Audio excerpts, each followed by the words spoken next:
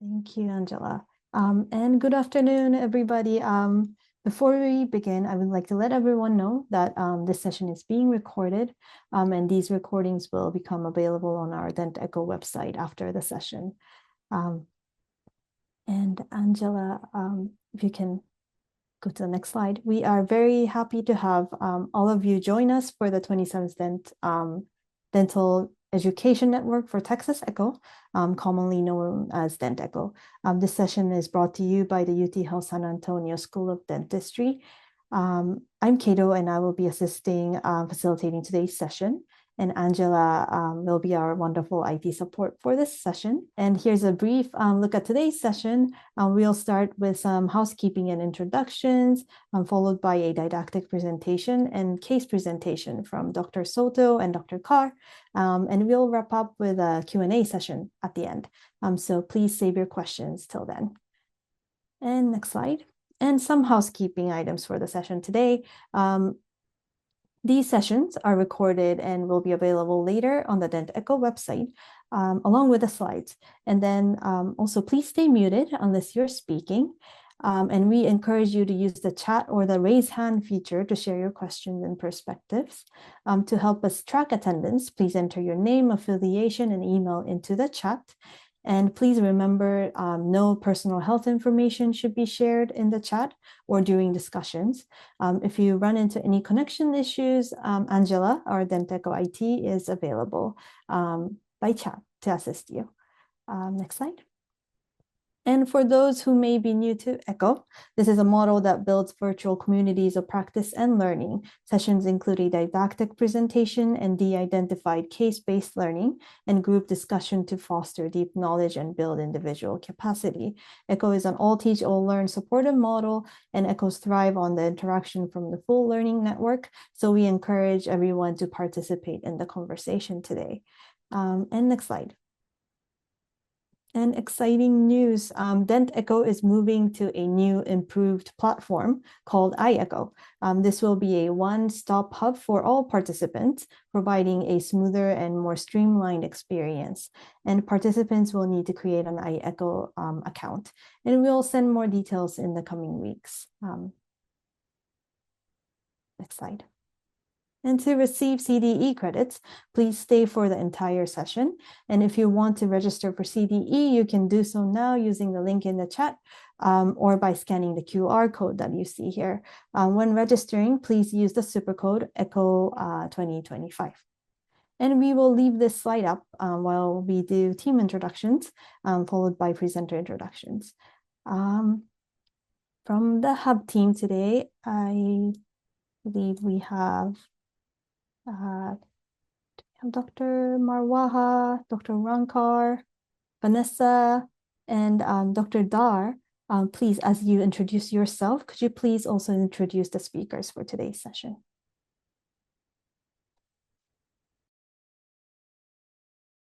Absolutely. Thank you so much, Kato. Hello, everyone. Good afternoon. I hope all of you are doing great. I am Shohini Dhar, Assistant Professor with the Department of Comprehensive Dentistry and one of the directors of the DentEcho Hub. It is my utmost pleasure to introduce our two esteemed speakers for this DentEcho session, Dr. Soto and Dr. Kaur. Dr. Soto is an Associate Clinical Professor and Director of the Geriatric Clinic at UT Health San Antonio, a nationally recognized leader in geriatric and special care dentistry. She has held leadership roles with the American Dental Education Association, Consortium of Oral Health Research and Informatics, and the Special Care Dentistry Association. Dr. Soto's academic work focuses on advancing innovative approaches to geriatric education, including simulation-based dementia training, interprofessional workshops in geriatrics and dysphagia, and integration of digital denture technologies into clinical teaching. Her research explores virtual reality, artificial intelligence, and simulation-based learning. Dr. Soto is a fellow of the American College of Dentists and American Society for Geriatric Dentistry, and she holds the Holder Castella Distinguished Professorship in Gerontology. Her contributions to teaching and mentorship has been recognized in multiple institutional and national awards. Thank you, Dr. Soto, for being here today. Our other speaker for this afternoon, for this DentEcho session, is Dr. Noorpreet Kaur. Dr. Nurpreet Kaur is an assistant clinical professor at the UT Health San Antonio School of Dentistry, where her academic work focuses on interprofessional education, special care dentistry, and integration of emerging technologies into health professions training.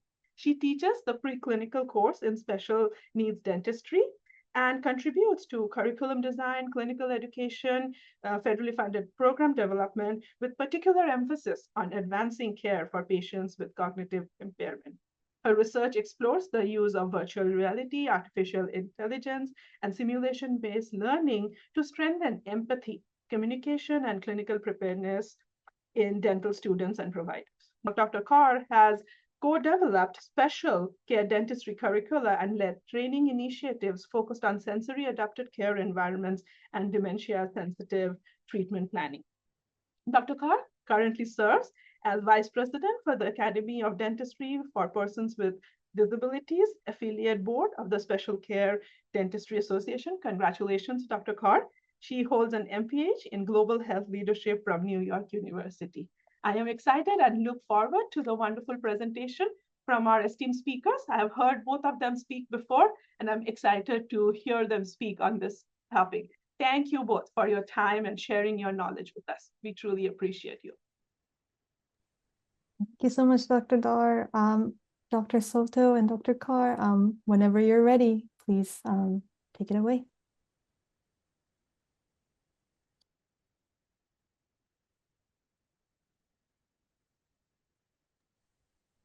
Hey, good afternoon, everyone. Thank you, Dr. Dar, for this wonderful introduction, and the Dent Echo team and everyone who's able to join us here today for discussing how to care for adults with cognitive impairment.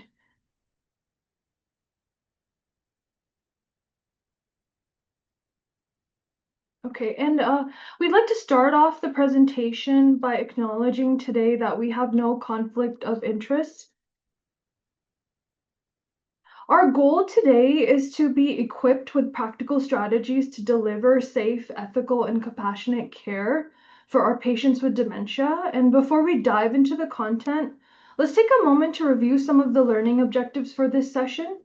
So first, by the end of the session, you should be able to identify 3 signs of cognitive decline in a dental setting. And this is really important for us because it helps us recognize these early indicators that can help us adapt our care to meet our patients' needs.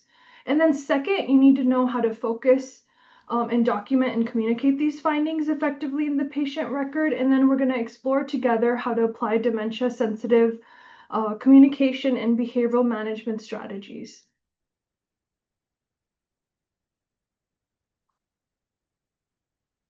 And I'd like to hand it over to Dr. Soto.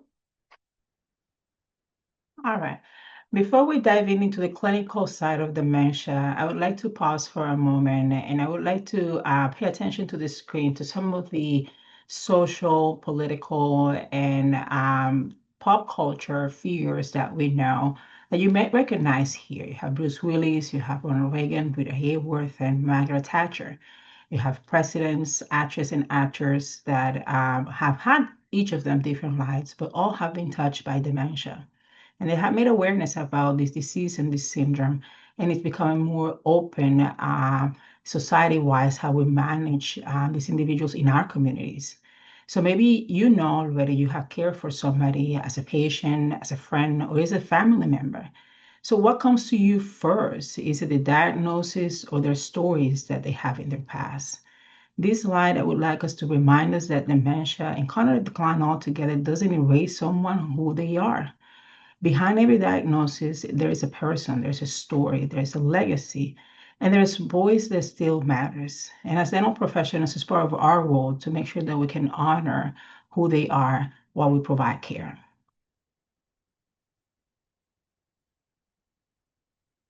So the number of older adults with dementia is growing, but it's not only growing as it is, they are aging with more natural dentition than they had before.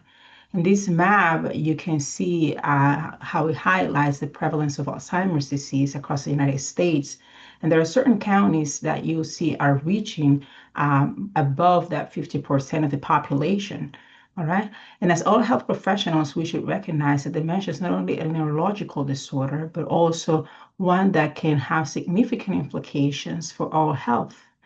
We know today that there is current evidence that reinforces this connection and that this correlation and causation that it will be part of the future way of how we practice dentistry. The studies have shown that periodontitis is linked to brain changes associated with Alzheimer's disease, and large national surveys demonstrate an association between bacterial markers of periodontal disease and increase for dementia risk. These findings place our role as dental providers at the intersection of prevention, detection, but also supportive care. With this national context in mind, we would like to narrow it down as we consider the data level and about cognitive decline in the state of Texas. And this data sheet was actually from 2019. And we see that in Texas, 1 in 9 adults over the age of 45 report experiencing worsening memory loss or confusion, what's typically called a subjective cognitive decline. What's even more concerning is that more than half, which is the pie in the middle, of these individuals have never spoken with a healthcare professional about it. So the problem is that it's often unrecognized and untreated, and that is the patient that perhaps in your office might show some signs that make you concerned about their capacity of making decisions.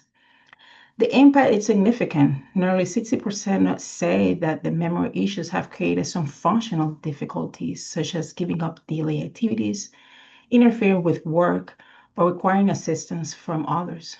And this burden is not only evenly distributed, we can see that there is a higher rates of older adults, those who perhaps are on the lower social scale level or education that might not have those protective factors where the decline can go faster.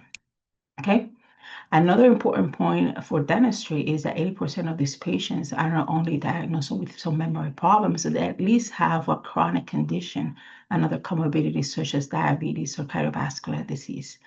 That means that we're not treating their concerns in isolation. We're treating a patient who perhaps has a more connected, complex medical history and cognitive needs.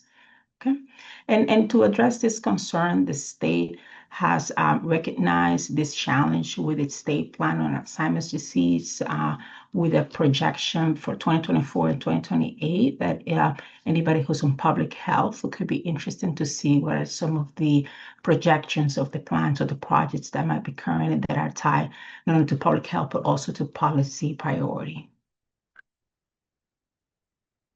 So in 2021, Norman and other researchers came up with an international classification for cognitive disorders in the epilepsy framework, which remind us that cognitive disorders don't all look the same. In addition to memory issues, there are other cognitive domains that are important in the diagnosis and the journey of dementia or any cognitive declines. But to truly understand what we're seeing on patients, we need to break it down in specific domains. By recognizing these domains like memory, language, executive functional, social recognition, we can better distinguish in between normal aging, what could be mild cognitive decline, all the way to the dementia umbrella of diagnoses. In dentistry, this is clinically relevant because if we miss dementia-related decline, it might directly affect oral hygiene, the ability to give consent and cooperation on the share, and ultimately treatment outcomes. Almost 40% of us will experience some sort of form of memory loss before we turn 65 years old. And now that we look at some of the different cognitive domains, let's compare what's normal and what might be signals of impairment. In normal aging, the main change that we see is slower processing, the speed of the information as it is provided to an individual. Okay, people may take longer to recall. The independence might remain intact on those individuals, okay? When individuals have concern with mild cognitive impairment, it goes a step further than only the speed on how they process information. There might be measurable signs of declines, but day-to-day activities might remain the same, okay? So these individuals are still in the community, functional and active. Dementia, on the other hand, represents a substantial decline across multiple domains that we saw on the last screen, okay? So there are social aspects, executive function, and the decision-making that are actually being affected in this syndrome. And those deficits begin to truly impact the daily life and independence of those individuals, okay?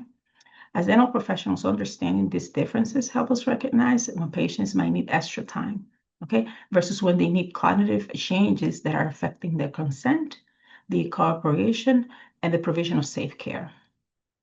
So the major differentiator that we're going to make sure that you take away from the screen is how dementia impacts daily function. After distinguishing normal aging and cognitive impairment, let's look at more closely at what does it mean when somebody has mild cognitive decline, which is or impairment. That's an interchangeable aspect. So it is an acquired and persistent disorder that usually affects memory, and patients show measurable decline compared to the age group, but they are still able to function independently and they remain essentially active, and they might also be part of the workforce. It's often diagnosed by excluding other conditions. While many people with mild cognitive impairments can live well, there is a significant risk of the progression to dementia through the timeline, and the timeline might vary, okay? And we like to think that in addition to the risk that we have for cognitive decline, there are also protective factors that might extend that timeline all the way from mild cognitive decline to dementia. For us in dentistry, again, this is a critical stage. Patients can still make decisions, and assessing capacity is something that we'll dive in, as those patients might need extra support to keep routines consistent with the understanding on the treatment recommendations and whatnot. So when we discuss cognitive decline, it's also important to distinguish between depression and dementia. These are different social and psychological stages that older adults might be more vulnerable to.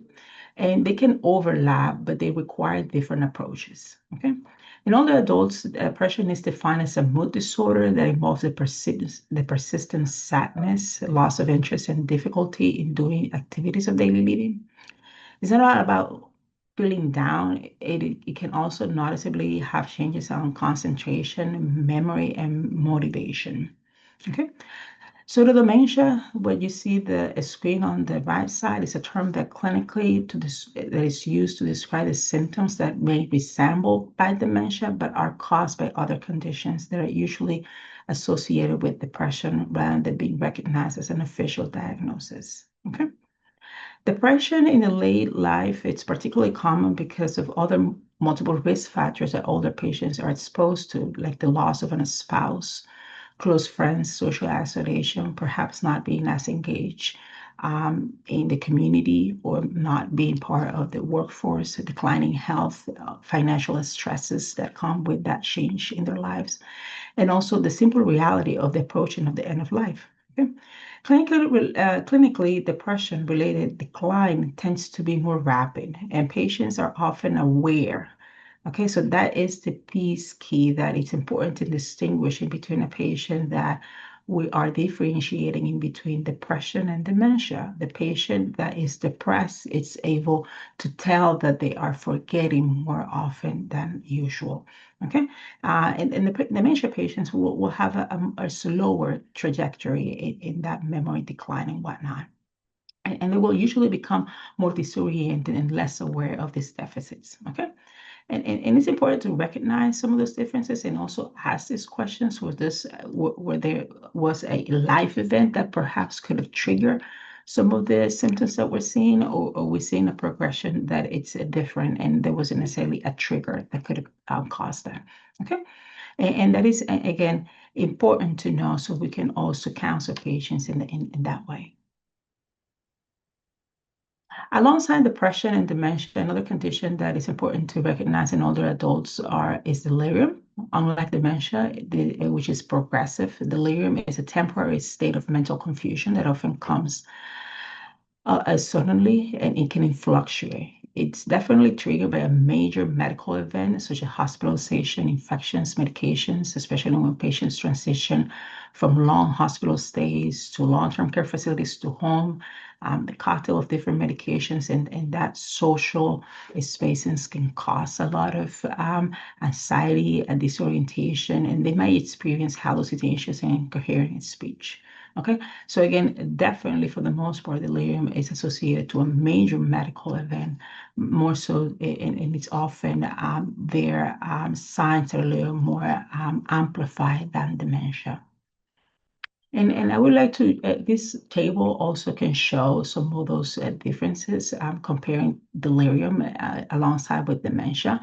And it becomes very clear that, again, delirium develops all of a sudden. And again, we're learning that it's triggered by a condition or a situation. And the symptoms associated with delirium can fluctuate day by day. And what we know is that by treating the cause, by treating that treater, or by sliding down on that transition, it's very reversible. Okay. Dementia, on the other hand, has a slow, gradual onset. Okay, it's tied to a brain condition that we'll later on describe.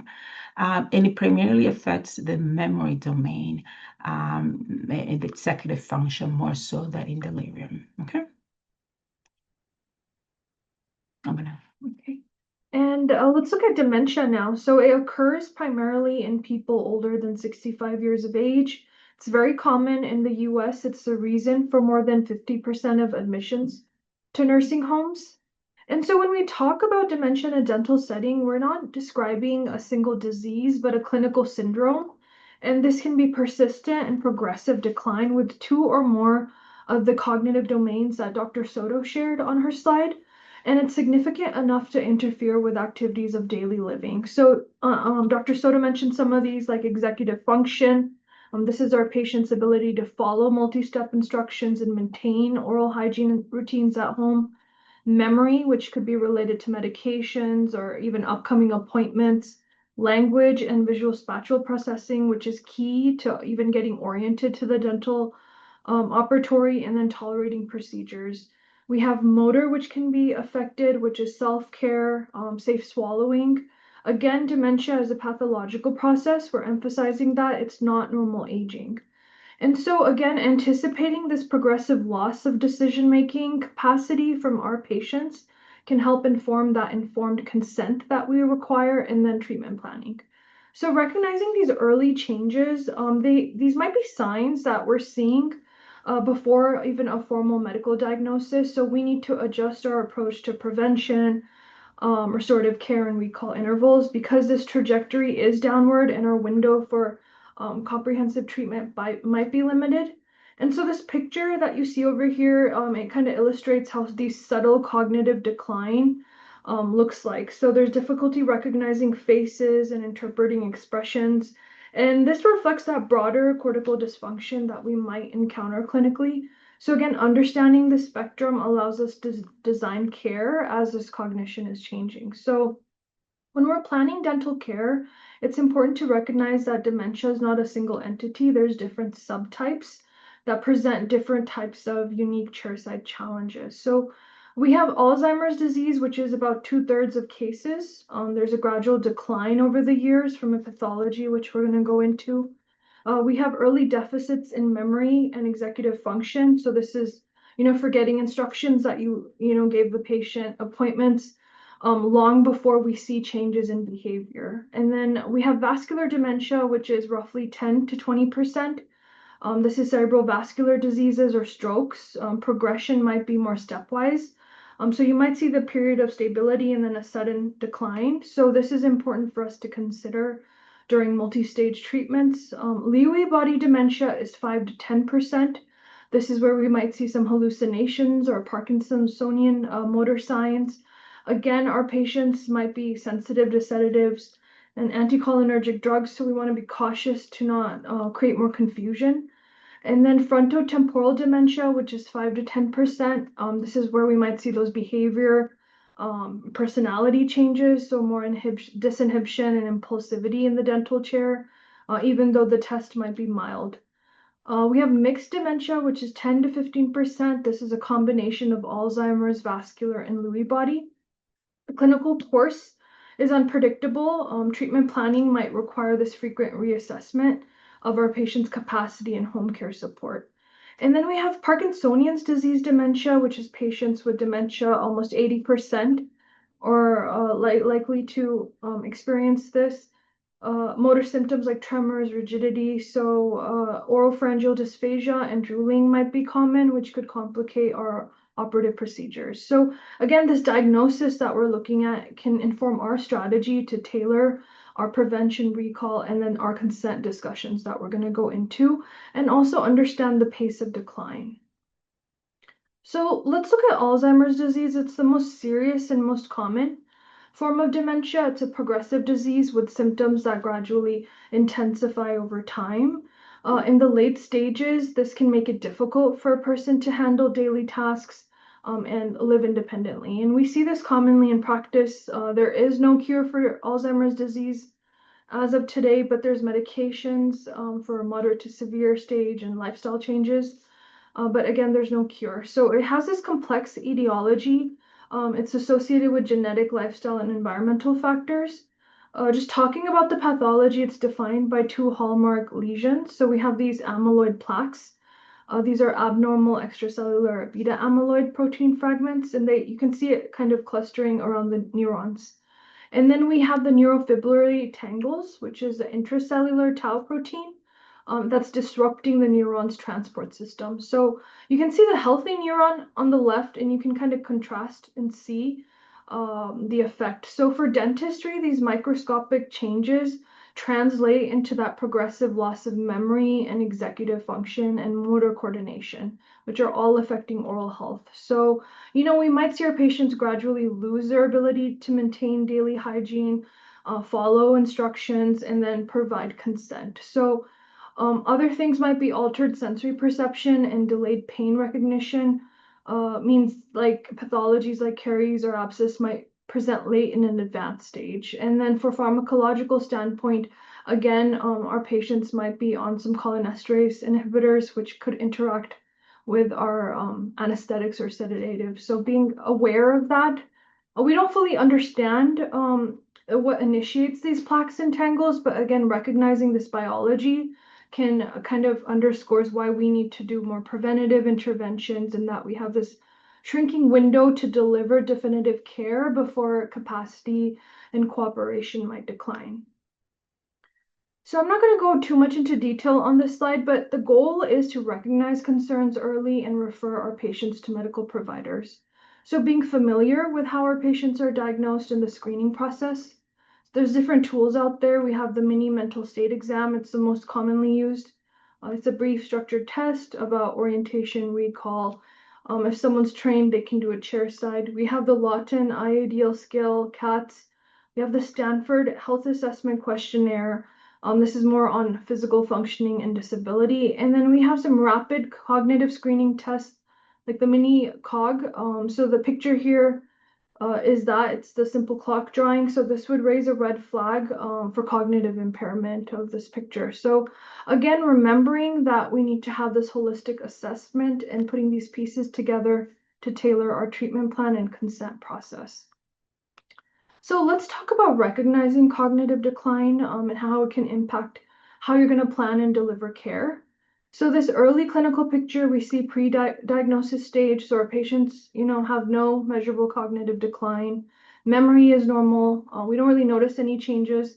And then we have that early and mild stage where, okay, our patient might be forgetting recent events, having problems with balance and distance. So you might also see reduced social interactions, repeated cancellations. So these are all kind of early red flags to keep in mind. And then on the right is our clinical staging continuum that I just zoomed into. So stage 0 and 1 are asymptomatic. So even if we have these biomarkers or genetic risk, there's no clinical change. Stage 2 is where we start to see that transitional decline. This is where maybe family might start discussing or the patient might talk about it with you. Stage 3 is where we have measurable cognitive impairment with early functional impact. So this is where, activities of daily might take longer.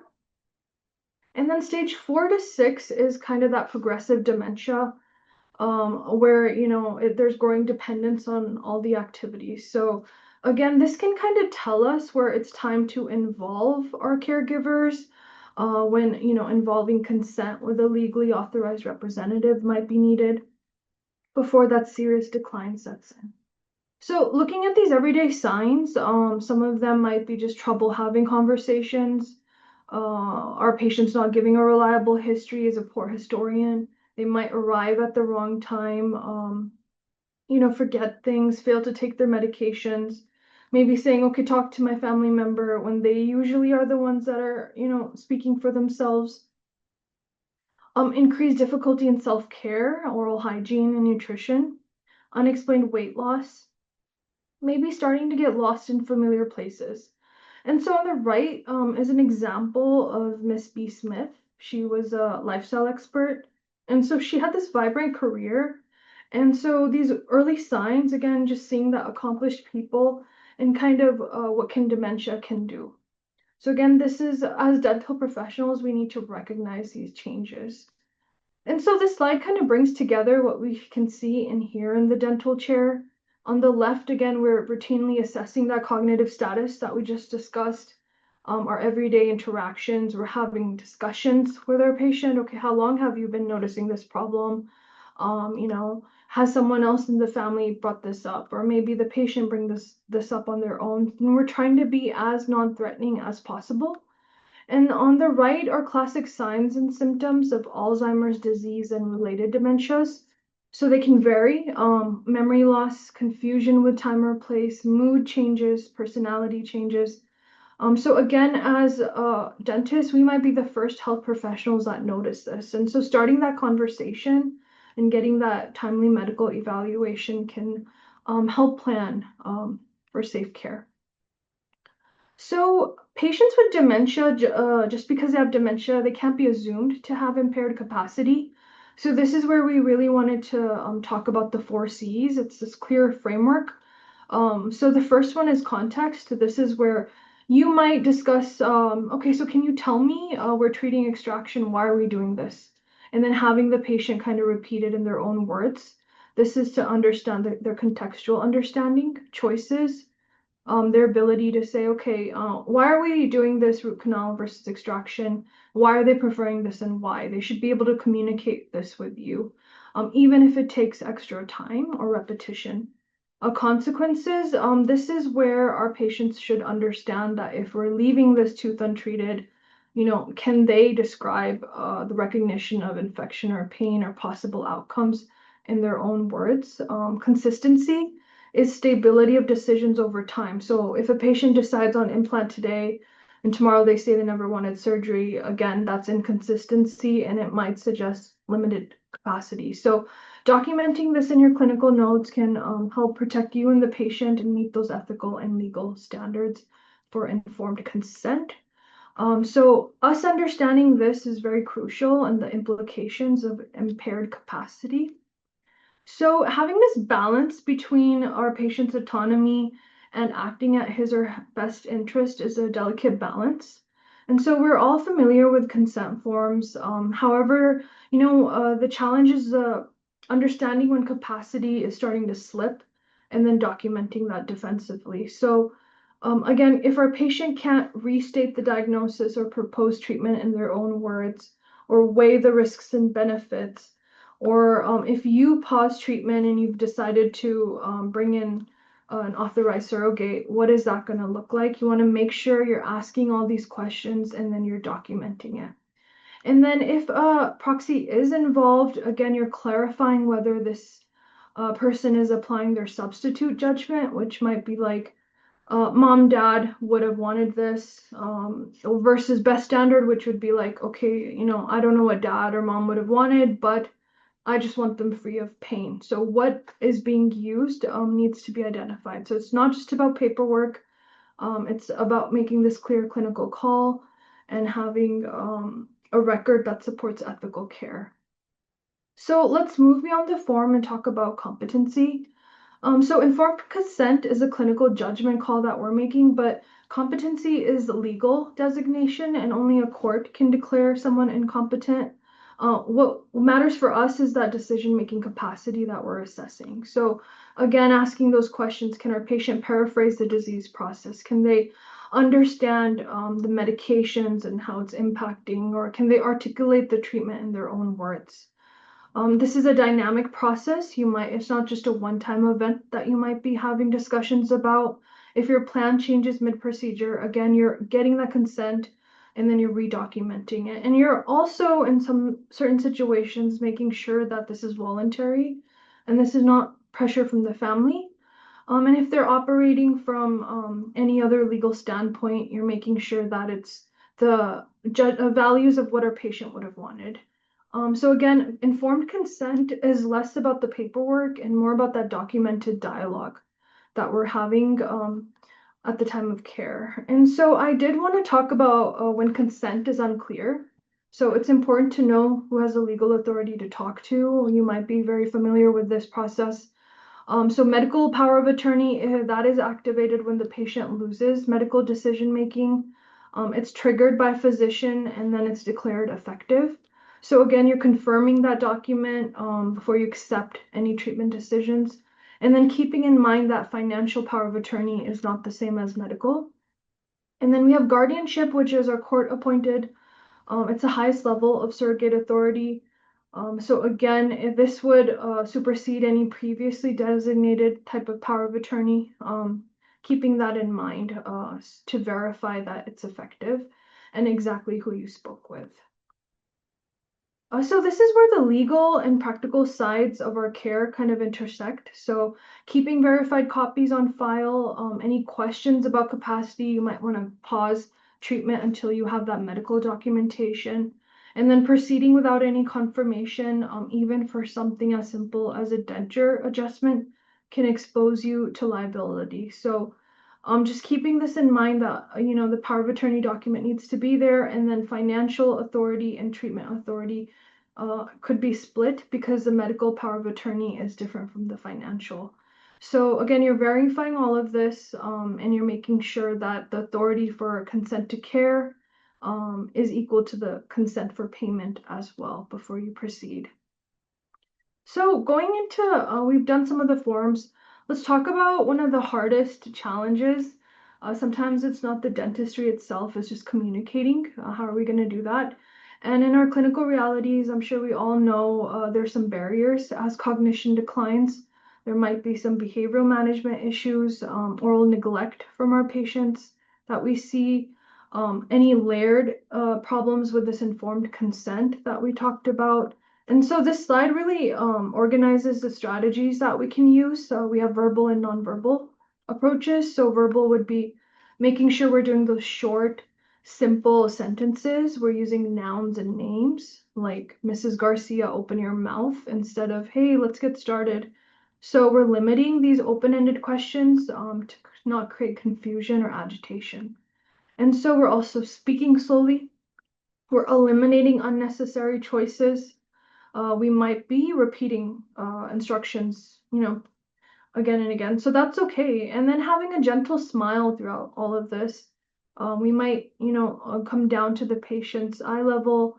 Nonverbal is very important. And then this might involve coordinating with a caregiver and then building rest periods during procedures that are long, informing before you perform any step, maybe just touching the hand before coming to the oral cavity. Distraction, and then again making sure that your entire team uses the same calm, structured approach. And so when we talk about behavior management in the chair with patients with dementia, the clinical challenge might start there. So you want to make sure you're starting with this thorough medical history and honest assessment of the current cognition level that day. Knowing the baseline function and how far you can go in that appointment, understanding triggers. So maybe an early morning appointment might be better than another time of day. Caregiver might be involved, having that calm, reassured tone. And then as dementia advances, you might see withdrawal, more disturbances, maybe aggression. So these behaviors are not defiance. There are protective reflexes that happen because of stress or confusion. And so you want to make sure you're managing this very thoughtfully, using communication techniques. You may consider medical consult and pharmacological support and in those rare cases, protective stabilization, with, again, everything documented in consent, with that caregiver agreement. So again, don't hesitate to pause and stop treatment and bring a caregiver in if to de-escalate. So now that we review what dementia is and how it affects cognition, the importance of adapting our informed consent and communication strategies for those patients, the next step is to identify that understanding into our treatment planning. So in dentistry, our goals of care should always align with the patient's physical and functional abilities. You'll see, this is the second time you see that hand where we try to define our geriatric approach into a functional framework, all right? That means that focusing on timely preventative therapeutical strategies that can realistically be maintained and sustained by the patient should be very important for us.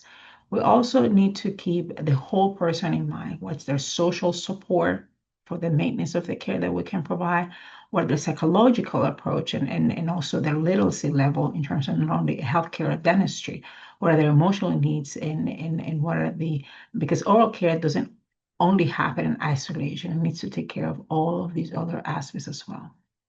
Finally, no matter the stage of the decline, we must uphold our ethical and moral professional standards of care, ensuring the dignity of those patients and the compassion that needs to be centered to every treatment decision that we make.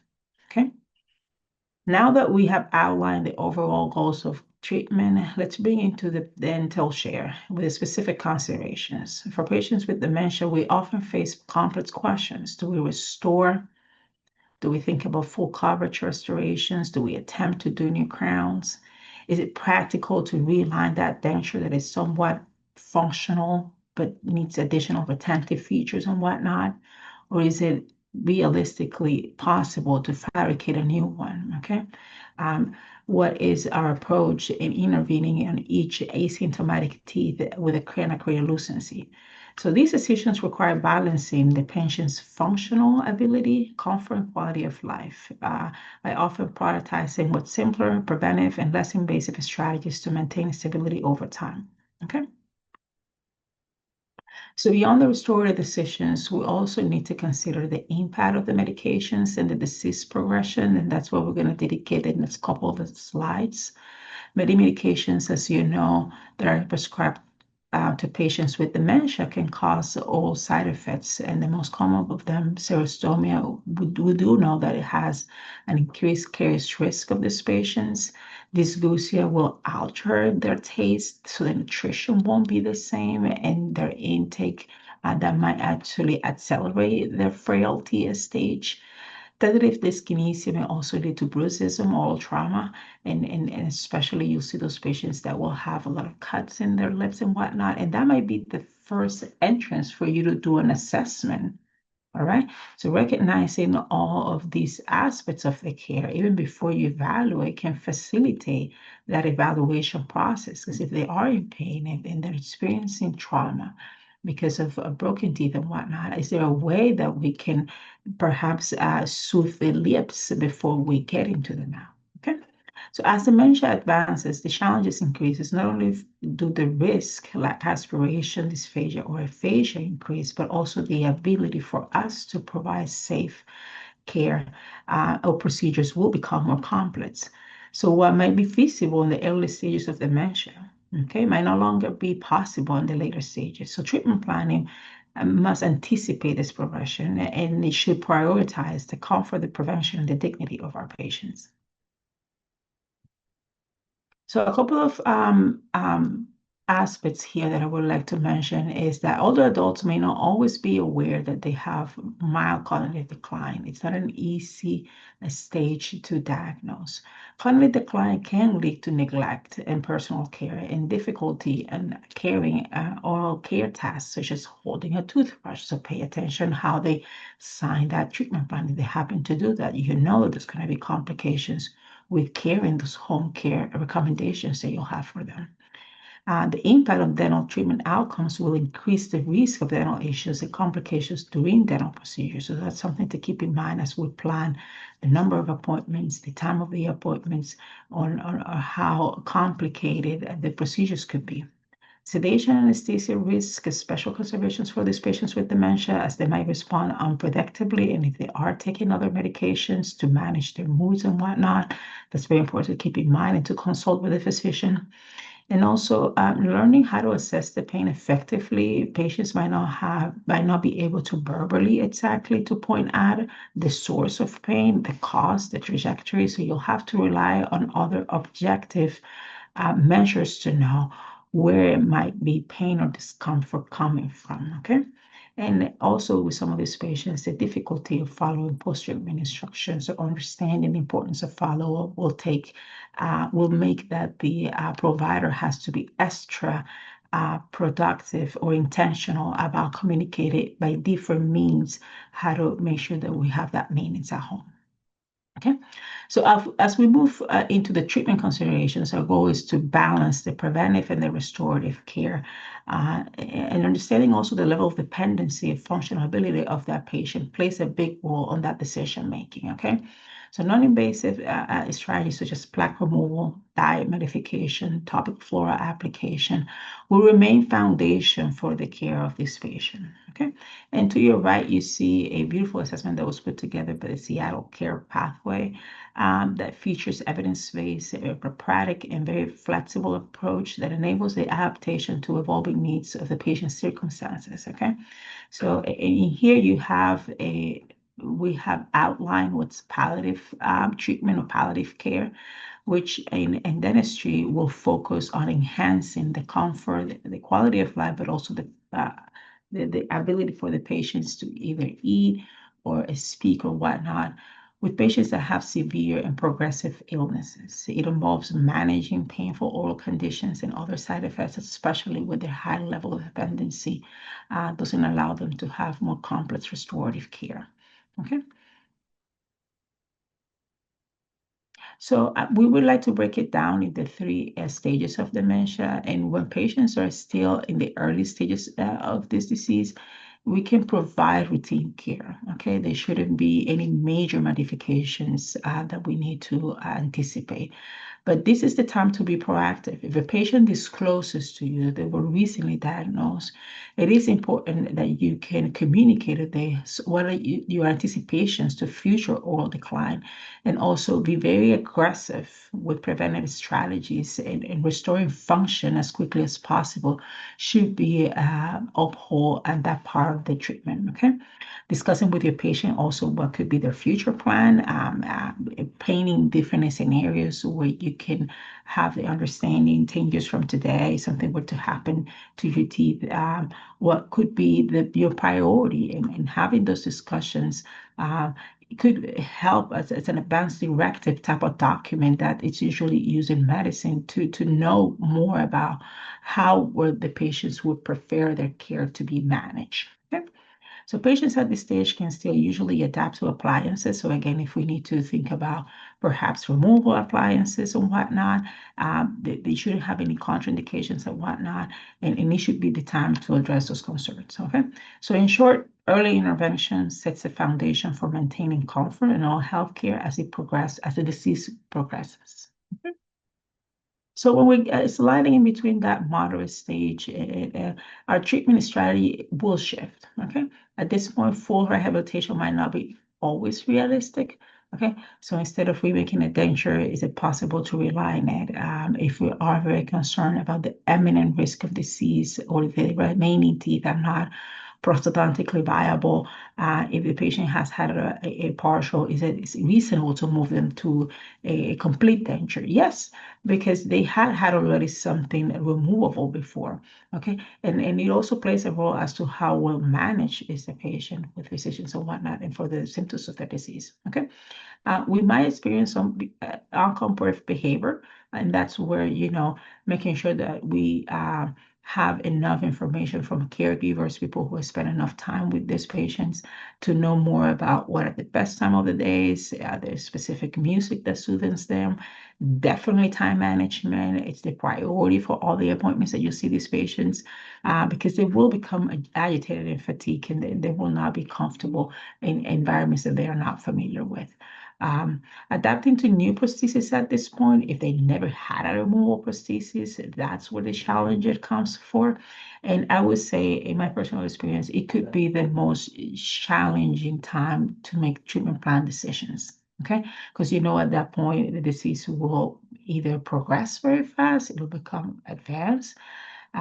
You have to have a very strong support system to maintain any dentistry that you're anticipating for that patient. And again, I just want to show you this slide. What does aggressive prevention means? Okay, if you can tackle the old disease and it's moving faster, that way you can move through restorative care. So aggressive care, aggressive prevention should be the hallmark of the treatment. Again, as they move very fast through the disease, good oral hygiene, understanding who are those on the healthcare team or the caregiver team who provide that everyday home care maintenance. It's important because very likely those patients are not caring by themselves. Okay. In the last stage of dementia, our approach to dental care becomes entirely palliative. So remember how we talked about comfort, okay? Less invasive treatment, okay? At this point, exams should be problem focused and the complex dental treatments are not longer realistic or appropriate. Very likely, if they have urgent dental needs, they will happen in a hospital-based care, such as managing pain or controlling any infection, okay? The emphasis will shift from comfort to dignity, okay? And prioritizing relief and discomfort over rehabilitation is very important. For some of those patients, especially if they have partial removal appliances and whatnot, sometimes it might be better to keep them outside of the mouth. It makes it easier for medication intake, and if they're not necessarily managed with they might not have the stamina to eat very complex foods and whatnot. Very likely they're in a liquid diet at that point.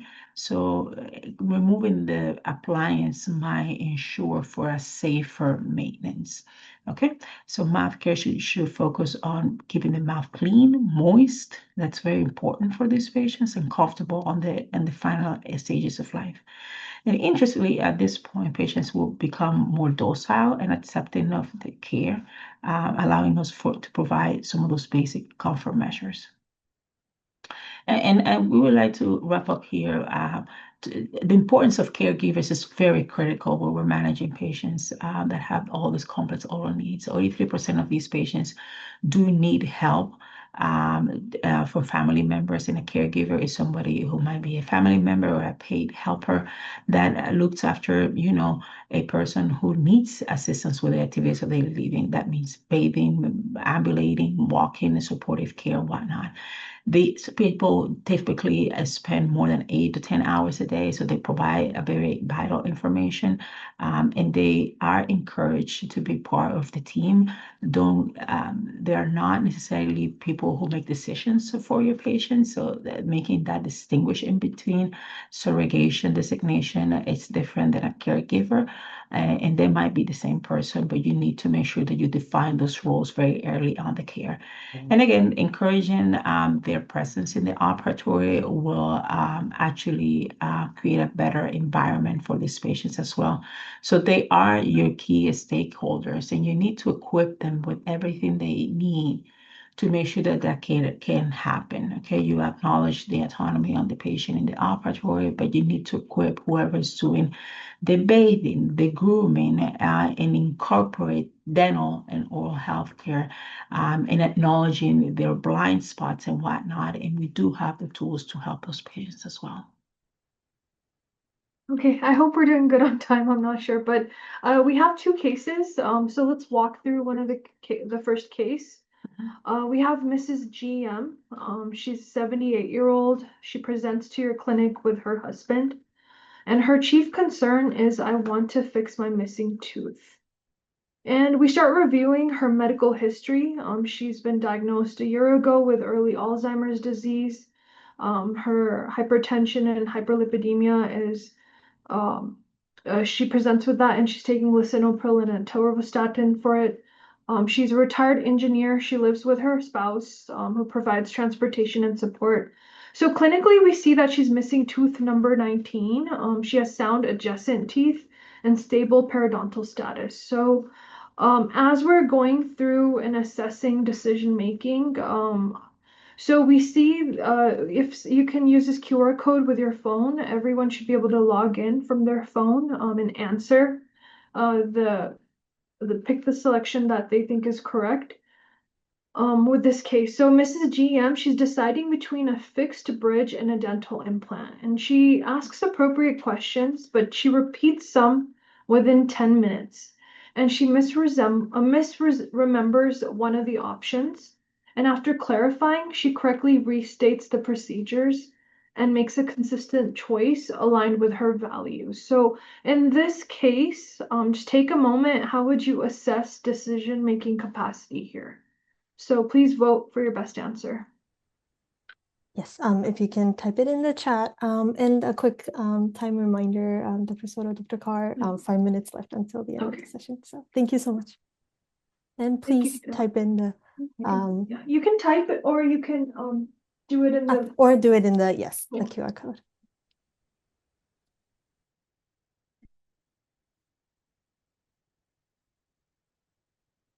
Second. Okay, so we see some answers in there. Please select what you think you would do. You can move forward. Okay, so we have a majority selecting that she has capacity and she can understand and reason. And so again, remembering what we just talked about, mild cognitive impairment doesn't automatically assume someone has incapacity. Capacity is a decision specific, time specific. So again, as long as our patient understands the situation, in this case, Mrs. GM understood her options. She appreciated the consequences and reasoned with them, and then communicated her preference. So the correct answer is B. She has capacity. She understands and she reasons. And so, should we stop sharing? Here. Okay. And so let's move into case 2. If anybody doesn't have questions with that, we have Mr. J. He is an 82-year-old man. He has moderate Alzheimer's that was diagnosed 7 years ago.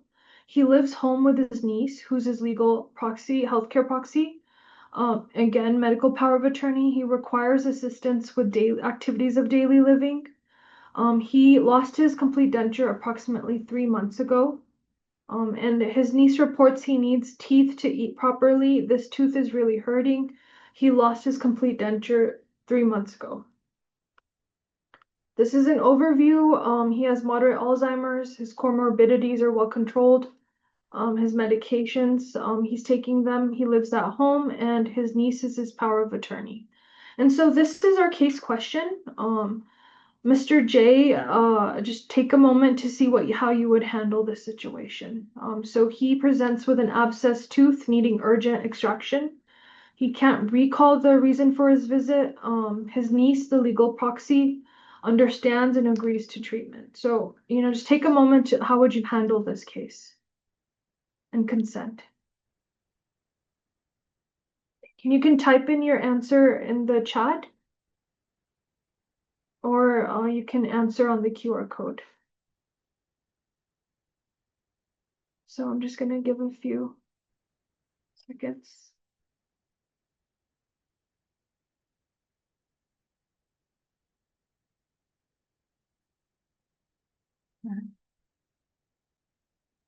Okay, and I'm going to move forward. So some people picked C. Option was obtain proxy consent and proceed. So again, this is an urgent affection. We don't want to delay treatment or prescribe any antibiotics. It's not appropriate at this time. And we have that legally designated surrogate. We made sure it's that medical power of attorney, and then we proceeded. So we're just going to wrap up real quick with our last slide, which is just summarizing that again, it's our responsibility to respect autonomy and facilitate better decision making, and have shared decision making with our patients to make informed decisions. And so we do have some resources here that are great that we use all the time. There's the ADA guidance on geriatric care, the Alzheimer's Association dental toolkit for screening, and then we have some great resources that you can use with caregivers as well. So some references, and then if there's any questions, I know we're kind of late on time, but if anyone has something to share. Yeah, and we remain available by email, so we'll be more than happy to entertain any questions or concerns that you might have. Thank you so much for your time today. Thank you so much, Dr. Soto and Dr. Carr. These are recorded and will be shared on our